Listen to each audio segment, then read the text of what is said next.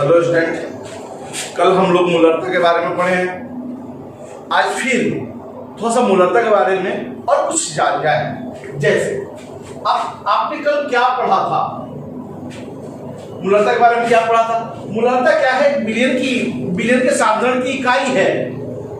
उस इकाई में हमारा एक कंपोनेंट, एक घटक जो होता है, ये आपको बताया जा चुका है कि बिलियन में कम से कम 2 घटक होना जरूरी है। एक घटक विलायक होगा और एक घटक जो भूल जाता है वो विलय होगा।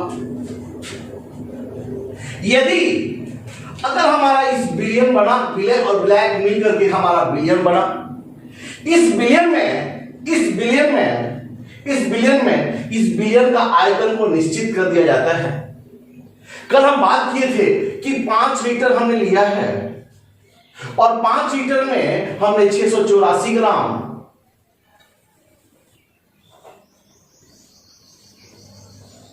चीनी लिया था। अब 684 ग्राम चीनी लिया था और इसकी मूलरता हमने ज्ञात किया था। इसका मूलरता हमारा ज्ञात हुआ था 0.4 मोल पर लीटर। क्योंकि हमने कल बताया, तो पिछले क्लास में हमने ये बात किया था कि 684 ग्राम का मतलब होता है 2 मोल और मूलरता का मतलब होता है कि आपका यहां पे एक चीज निश्चित होगा, मूलरता के लिए निश्चित होगा, वहां पे बिलियन का आयतन कितना हो जाएगा? 1 लीटर। बिलियन का आयतन कितना हो जाएगा? 1 लीटर। बाबू, इसको बहुत ढंग से सुनना है कि आप मूलरता निकालना चाहते हो तो यहां पे बिलियन का आयतन 1 लीटर होगा। बिलियन का आयतन 1 लीटर होगा। एकदम निश्चिंत कर लो कि बिलियन का आयतन 1 लीटर में जितना मोल होगा उसी को मूलरता कहते हैं। अब हम लोग आज तनुकरण कहेंगे। तनुकरण करेंगे। तनुकरण का मतलब क्या होता है? तनुकरण का मतलब कि इसमें हम तनु कर दें, इसका आयतन को बढ़ा दें, बिलियन का आयतन को बढ़ा दें। बिलियन का आयतन में बढ़ाने का मतलब क्या होता है कि ये बाबू रे, इसमें हम और पानी डाल दें। अब तुम ही बता दो बाबू, पानी अगर इसमें डालेंगे हम तो क्या इसका आयतन नहीं बढ़ेगा? 5 लीटर है, 2 लीटर और डाल दे तो 7 लीटर होगा कि नहीं होगा? ये 7 लीटर बिलियन हो जाएगा। लेकिन चीनी 2 मोल है तो 2 मोल का 2 मोल ही रहेगा। चीनी हम डालेंगे तब ना हमारा इसका मोलों की संख्या बढ़ेगा। हम सिर्फ तनुकरण कर रहे हैं। इसका मतलब इसमें पानी डाल रहे हैं और इसका विलायक डाल रहे हैं और इसका आयतन को हम बढ़ा रहे हैं। इसका आयतन हम बढ़ा रहे हैं। इसका मतलब कि तनुकरण जब भी करेंगे तो विलय के मोलों की संख्या निश्चित होगा। विलय के मोलों की संख्या में कोई परिवर्तन नहीं होगा। हाँ, लेकिन आयतन बढ़ जाने से मूलरता में कमी हो जाएगा। मूलरता में क्या हो जाएगा? कमी हो जाएगा। यानी कि आप दिमाग में बैठा लो कि तनुकरण का मतलब एक बाबू, हम लोग इधर तनुकरण का मतलब सीधे समझो, पंचुछुर बनाना। पानी डाल दो, पंचुछुर हो गया। पंचुछुर बनाना है इसको, यानी तनुकरण करने के लिए हमने बस तनुकरण में दिमाग बैठा लो कि तनुकरण में विलय के मोलों की संख्या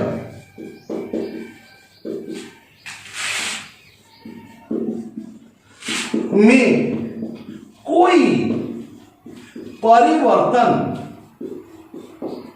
नहीं होता है। तनुकरण करने में विलय के मोलों की संख्या में कोई परिवर्तन नहीं होता है, परंतु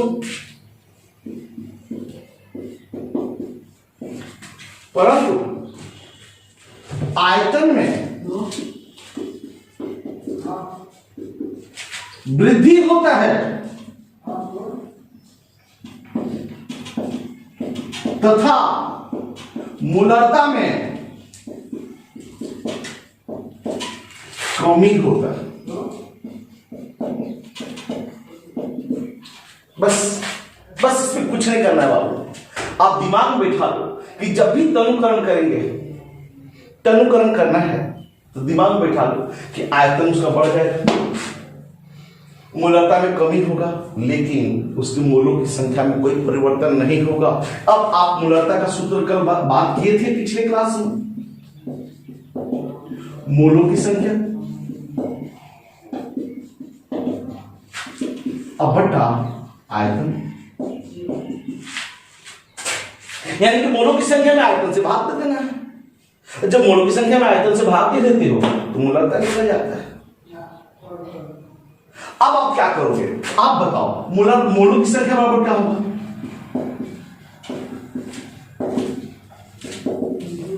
मूलता गुणे आयतन होगा।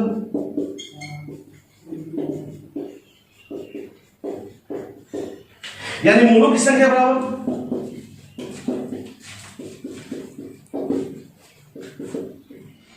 मूलता को m से डिनोट किए, आयतन को v से डिनोट किए। इसका मतलब कि तनुकरण में आपको मालूम है कि तनुकरण में मोलों की संख्या अपरिवर्तित होता है। अपरिवर्तित का मतलब तनुकरण में मोलों की संख्या स्थिर होता है।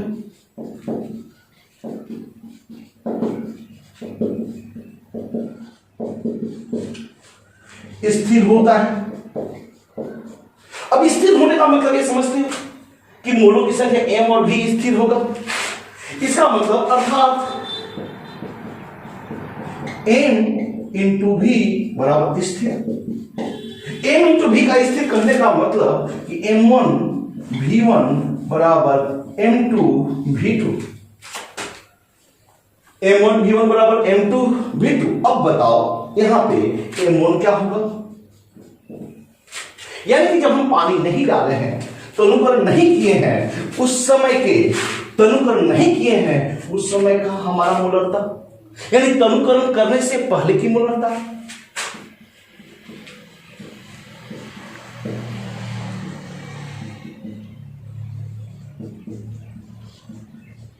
पहले की मूलता, यानी जब हम तनुकरण नहीं किए हैं उस समय की मूलता। v1 क्या होगा? तनुकरण करने के पहले का आयतन।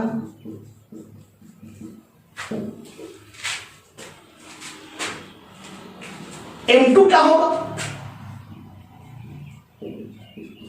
तनुकरण के बाद का मूलता।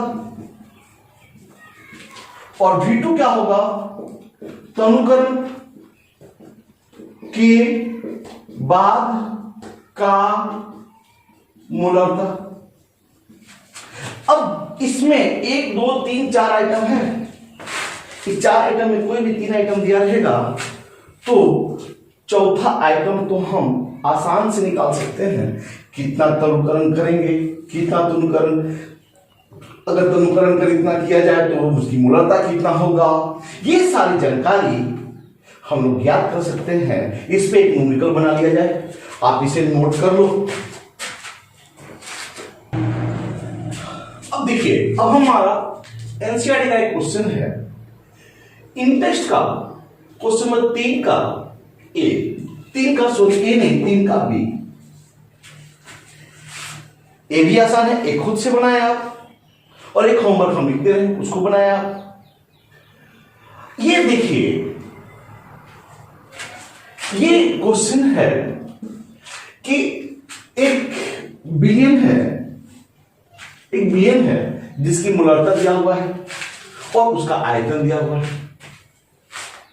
अब इसको हम क्या कर रहे हैं? तनु कर रहे हैं, यानी पानी डाल रहे हैं। और बताइए कि उसको तनु करके हम इतना कर देते हैं तो बताइए उसकी मूलता क्या होगा? यानी कि ये दोनों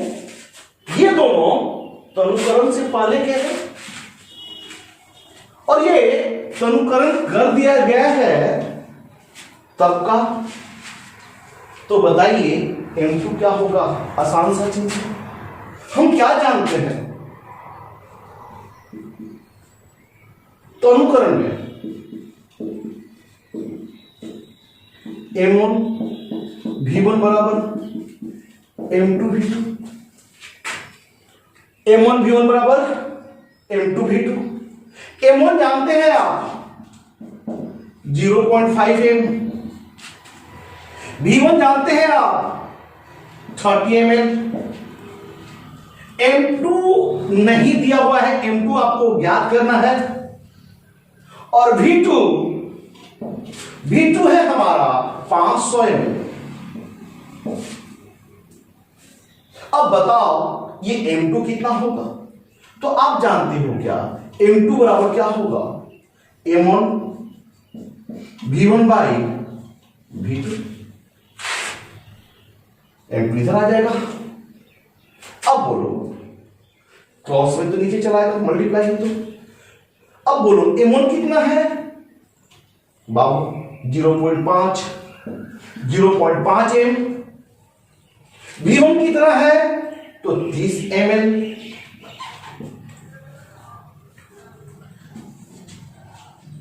V2 कितना है?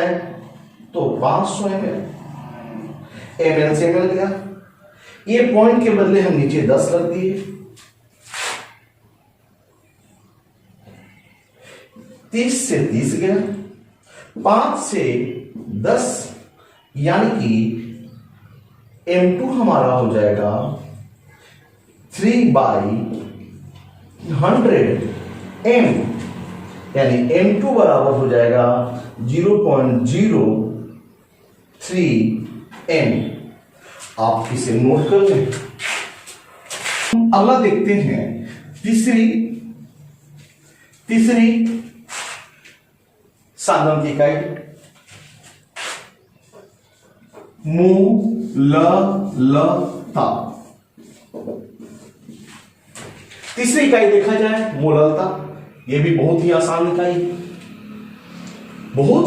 इकाई है मोललता। आप जानिए इसको, हमने क्या बोला? ये विलयन लेंगे, विलयन तो मिश्रण होगा, समांगी मिश्रण होता है, आप तो जानते हो। अब इसमें क्या करना है कि यहां पे हमने एक, या तो हमने बोला है कि कभी भी इकाई लेंगे तो विलायक को या विलयन को स्थिर रखना है, तो यहां पे हम विलायक को स्थिर रखेंगे।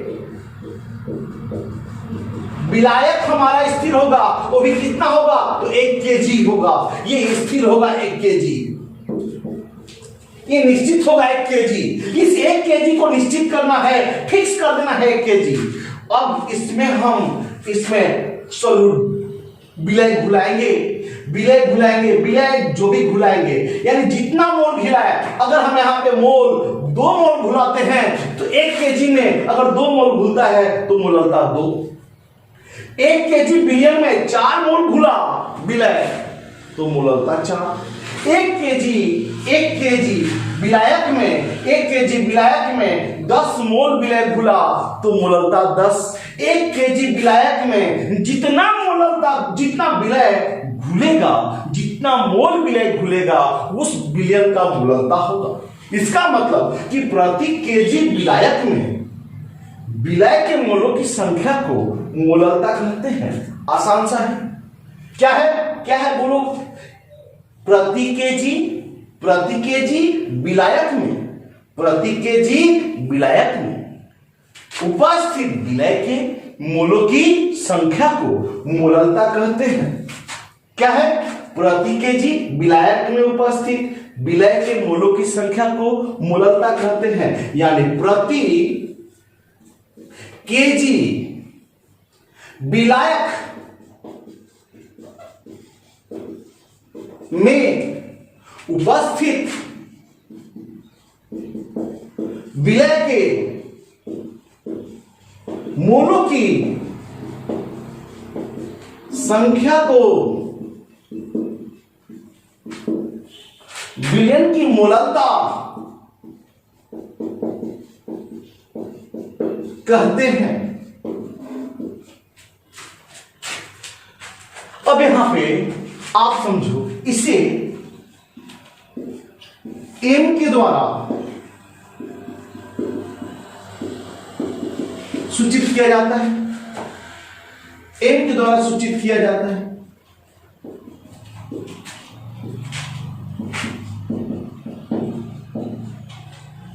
किसके द्वारा सूचित किया जाता है? एम के द्वारा सूचित किया जाता है। अब यहां पे इसकी इकाई क्या होगी?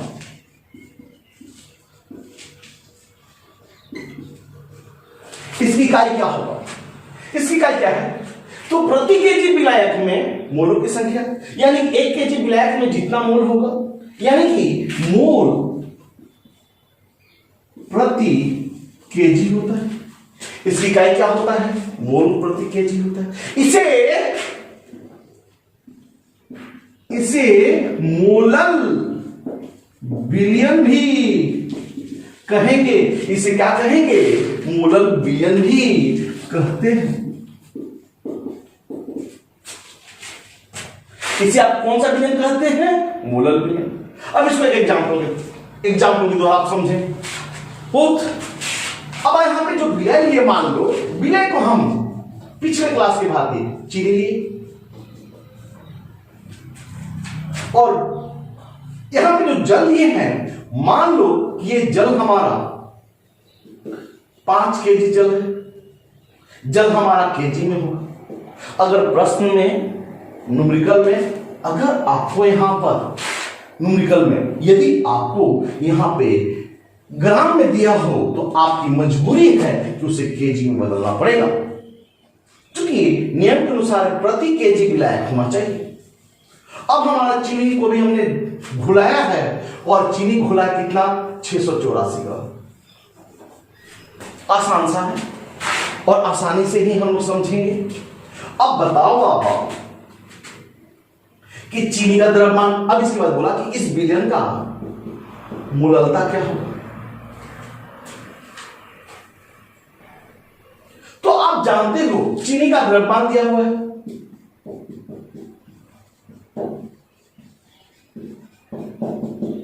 चीनी का द्रव्यमान दिया हुआ है। चीनी का द्रव्यमान कितना है? तो 684 ग्राम। आप पिछले वीडियो में देखे होंगे चीनी का अणु द्रव्यमान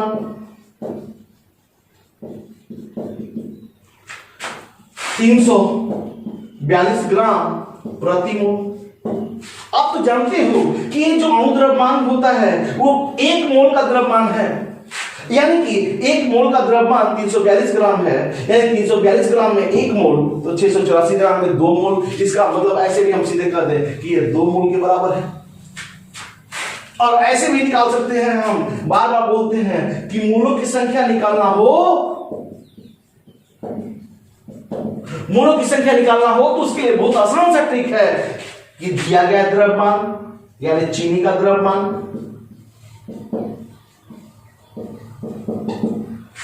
बट्टा चीनी का अणु द्रव्यमान,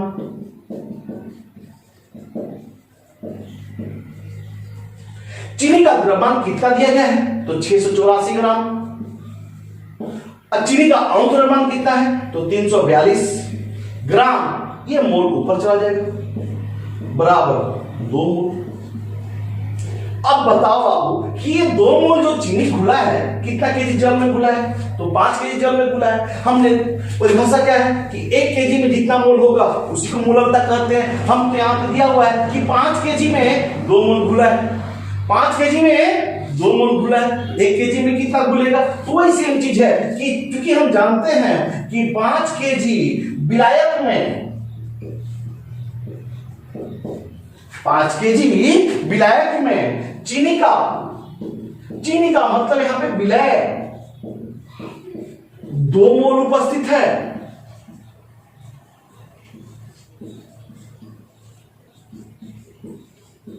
इसलिए 1 केजी विलायक में चीनी का यानी विलय कितना होगा? 2/5। 1 केजी में कितना मोल आ गया? 0.4। ये आया इतना मोल, यानी कि ये इतना मोल कहने का मतलब ये हमारा हो गया कि इतना मोल 0.4 मोल ये 1 केजी में है। इसका मतलब कि हमारा मोललता कितना आ गया? 0.4 मोल प्रति केजी, यानी कि इस विलयन की मोललता कितना आ गया हमारा 0.4 मोल प्रति केजी। अब हमें इतना लंबा चौड़ा करने की जरूरत नहीं है, सीधे हम क्या करेंगे कि अगर मोललता निकालना होगा, मोललता अगर निकालना होगा तो हम कुछ नहीं करेंगे मोललता के लिए कि मोलों की संख्या में द्रव्यमान से भाग दे देंगे, बस मोललता निकल जाएगा। इतना लंबा चौड़ा कुछ नहीं करना है हम लोग को। मोललता का मतलब कि विलय के मोलों की संख्या बट्टा विलयन का आयतन, विलयन नहीं, विलायक का द्रव्यमान केजी में।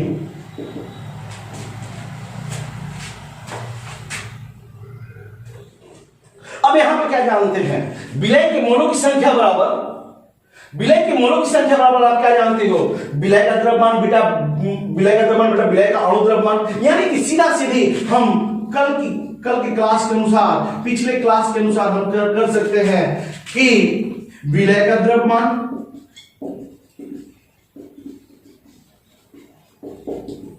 बट्टा विलय का अणु द्रव्यमान गुने विलायक का द्रव्यमान केजी में। अगर आपको ये 1, 2, 3 और 4 आइटम दिया हुआ है, अब 4 आइटम में कोई भी 3 आइटम दिया होगा तो चौथा आइटम तो आसानी से निकाल सकते हैं, आप इसे नोट कर लें।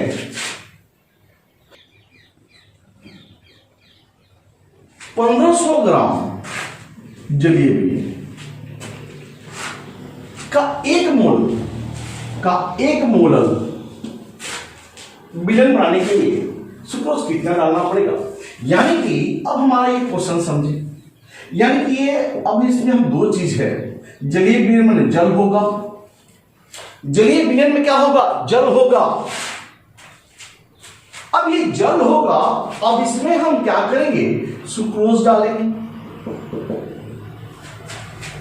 अब बताइए कि ये दोनों मिलाकर के हमारा वजन कितना होना चाहिए, तो 1500 ग्राम। अब देखिए यहां पे अगर ये जल का 1500 ले लेंगे तो फिर गलत हो जाएगा हमारा, क्योंकि यहां पे कह रहा है जलीय विलयन है इतना ग्राम, जलीय विलयन है, जलीय विलयन में विलय और विलायक दोनों होते हैं। अब ये दोनों मिला के 1500 ग्राम है।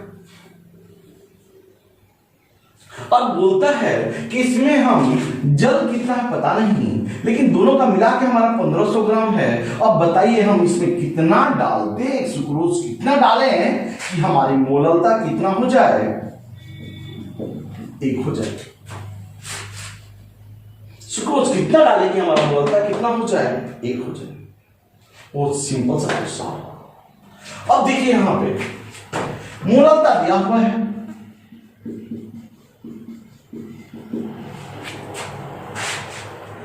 मोललता कहां से दिया, ये मोलर विलयन को ही तो मोललता कहते हैं, मोललता को मोलर विलयन भी कहते हैं। मोललता दिया हुआ है 1 मोल प्रति केजी। अब हम यहां पे क्या कर लें, माना कि सुक्रोज का द्रव्यमान बराबर W।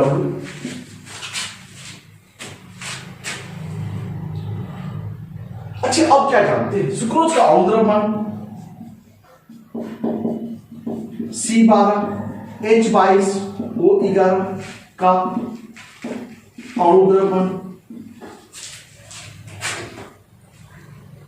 कार्बन 12 आप जानते हो, कार्बन 12 है, एक कार्बन का परमाणु द्रव्यमान 12 होता है, इसलिए 12 का 144। इसको आप जोड़ लेंगे, पिछले क्लास में भी हमने बात किया है, तो 342 ग्राम प्रति मोल होगा। अब बात करते हैं यहां पे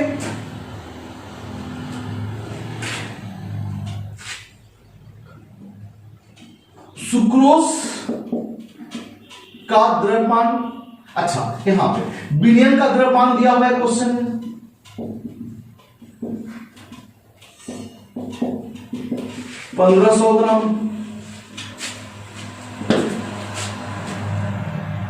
अब ये बताएं कि 1500 ग्राम में ये तो दोनों का मिला के है, इसमें सुक्रोज का द्रव्यमान और जल का द्रव्यमान दोनों है, यानी कि जल का द्रव्यमान प्लस सुक्रोज का द्रव्यमान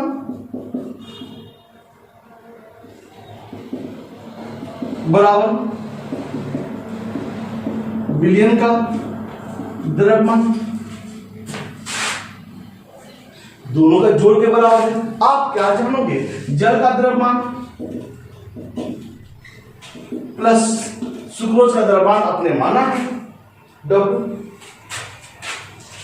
बराबर 1500 ग्राम।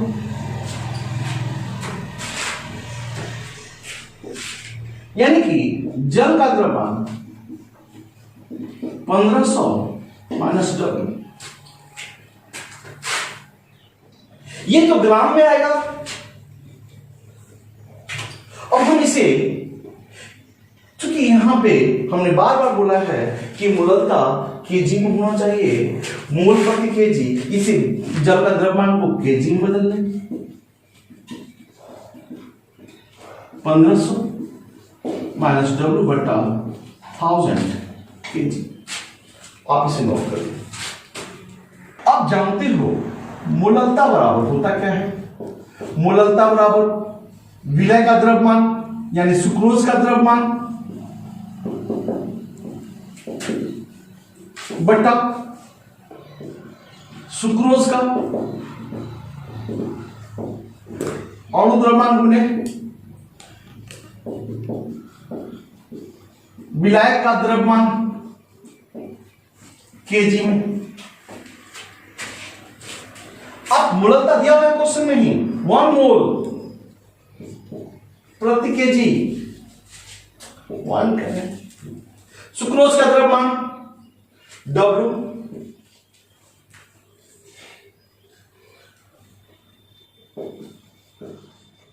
प्रति केजी,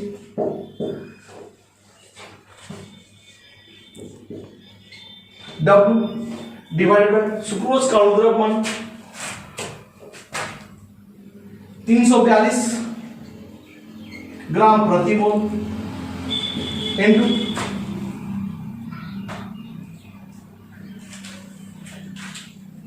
इनटू ये 1000, 1500 माइनस W बाई 1000 केजी। ये केजी से केजी, मोल से मोल कर दिया, सिंपली ग्राम, W ग्राम में आ जाएगा आंसर। आप यहां पे देखो, ये इसे हम इस पर ले जाएं तो 342 ग्राम बराबर W by 150 1500 minus W into 1000 हो जाएगा। इसको इस पर ले जाएं, 342 1500 minus W by W into 1000। W बराबर 342, आप इसे नोट कर लो। देखा जाए, ये इसके साथ मल्टीप्लाई कर देंगे, 342 into 1500 minus 342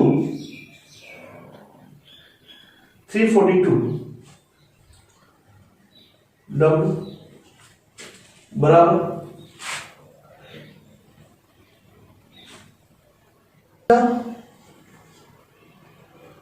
1000 W plus 342 W, सो इधर माइनस आएगा। 342 बराबर 1000 W प्लस 342 W, जोड़ेंगे तो 342 इंटू 1500 बराबर 1342 कर दो। W बराबर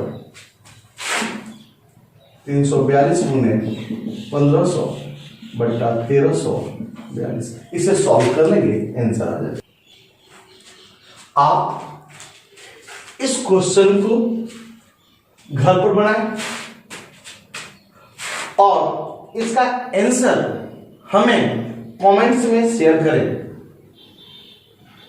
थैंक यू।